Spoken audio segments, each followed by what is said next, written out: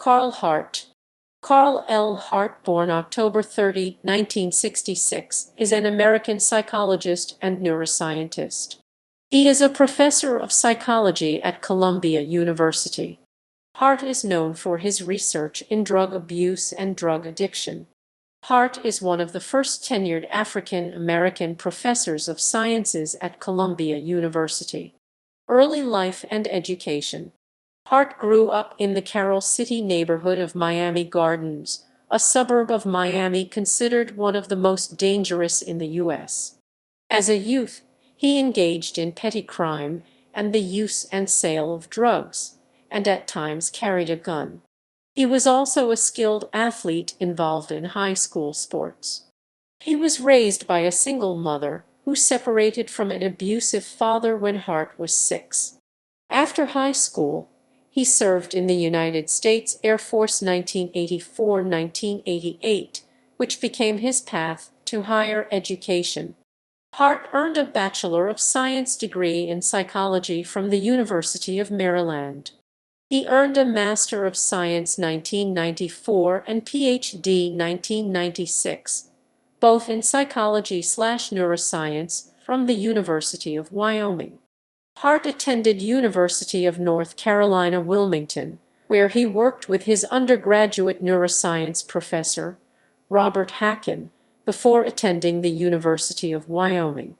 He pursued postdoctoral research at the University of California, San Francisco, and Yale University, and completed an intramural training award fellowship at the National Institutes of Health. Career and research.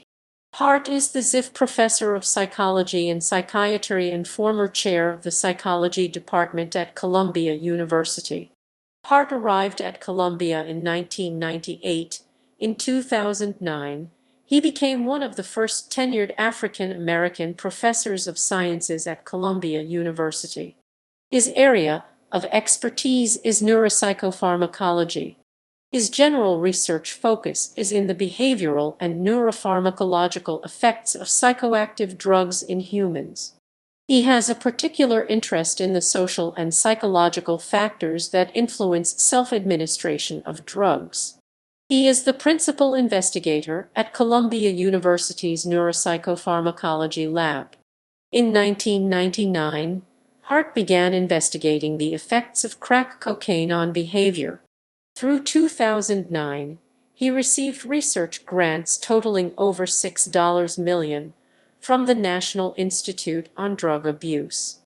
Hart's research is centered around human subject experiments conducted in his research lab at the New York State Psychiatric Institute, a hospital located in the Columbia University Irving Medical Center. Informally called the ResLab Residential Laboratory, the facility accommodated subjects for extended periods. A typical experiment ran for 2 weeks. The subjects, habitual drug users, were given precisely metered doses of drugs such as marijuana, cocaine, and methamphetamine, while being continuously monitored and tested. Hart opposes the brain disease model of addiction dominant in the field. Nora Volkow, director of the National Institute on Drug Abuse, states that visible differences in the brains of addicts helps explain the nature of compulsive drug usage. Hart states that most studies show that drug users' cognitive abilities and functions are within the normal range. Commenting on Hart's position, Anna Lemke, head of the Stanford Addiction Medicine Dual Diagnosis Clinic, he indicates a lack of positive outlets and activities as a reason for drug use in communities. He argues that drug laws intended to make a society safer should be based on empirical evidence. Hart is also a research fellow and former co-director at Columbia's Institute for Research in African American Studies. Books. Hart has written 2 books for the general public, High Price and Drug Use for Grownups, and co-authored with Charles Kaser recent editions of the introductory textbook, Drugs, Society, and Human Behavior. High Price. In 2013, Hart published High Price, a neuroscientist's journey of self-discovery that challenges everything you know about drugs and society, described as combining memoir, popular science, and public policy. In it, Hart discusses misconceptions about illegal drugs, speaking from the combined perspectives of growing up in a poor, crime-ridden African American neighborhood, and his career as a research neuroscientist. He describes his upbringing, time in the military. He discusses the challenge of learning white cultural norms and language as an aspect of succeeding in academia, and then returning to his family and feeling alienated and unable to connect. Using drug crime statistics and details from his lab research, he argues that drugs are a symptom, not the cause of crime and poverty, and that they mask issues of lack of education, racism, unemployment, and despair. He ends the book with an argument for the decriminalization of drugs. He states that his research has shown that the dangers associated with drugs are largely misunderstood, and a decrease in stigma and increase in conversation would likely decrease the number of drug-related deaths. He advocates for a move to drug policies based on scientific evidence and human rights, not irrational fear and sensationalism. Drug use for grown-ups. In 2021, Hart published Drug Use for Grownups: Chasing Liberty in the Land of Fear. In the book's prologue, he acknowledges that he personally uses heroin for recreational purposes.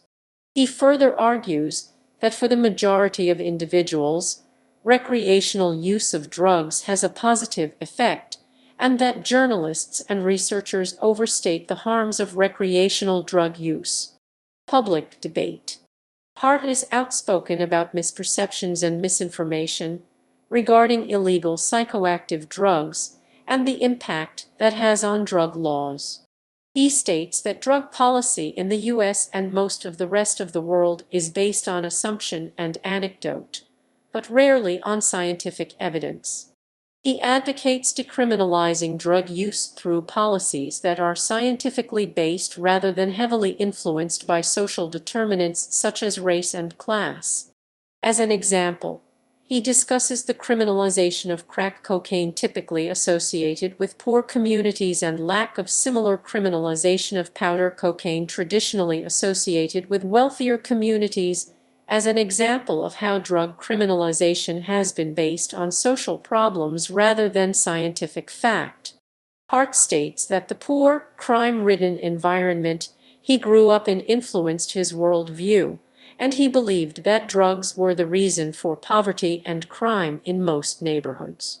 Only later, through his research, did he come to believe that crime and poverty were mostly independent of drug use. Hart has lectured and testified around the world as an expert on psychoactive drugs.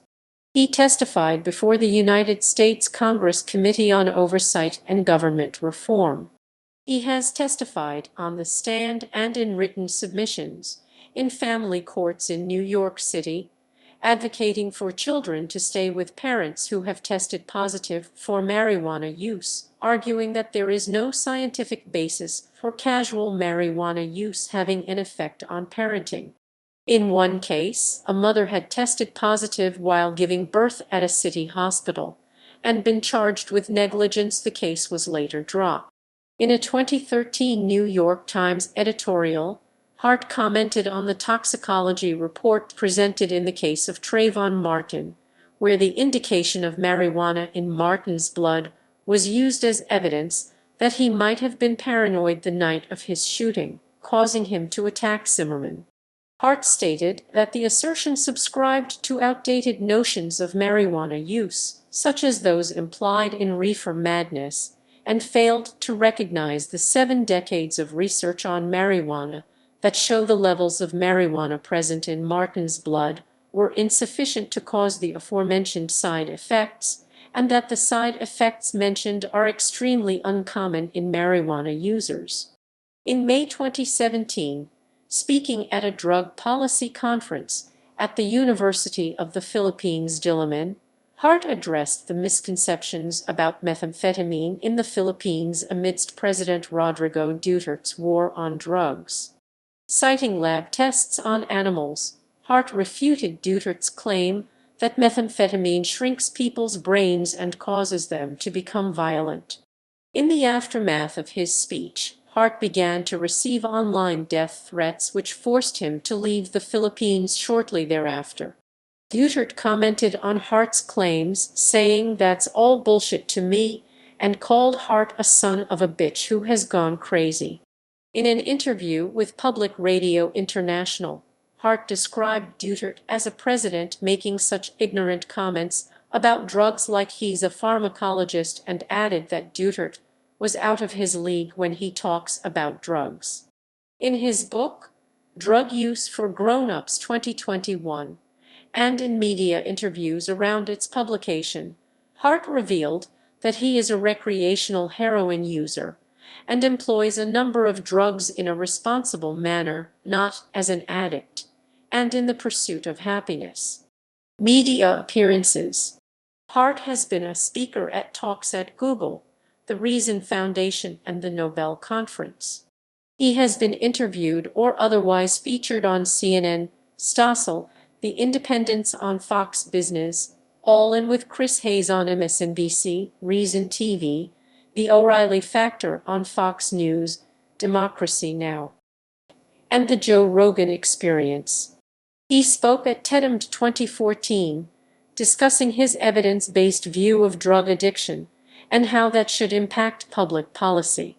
Hart is featured in the 2012 documentary, The House I Live In, and in the 2021 Netflix documentary, Crack, Cocaine, Corruption, and Conspiracy, where he discusses what was missing from the sensationalized portrayal of crack in the 1980s.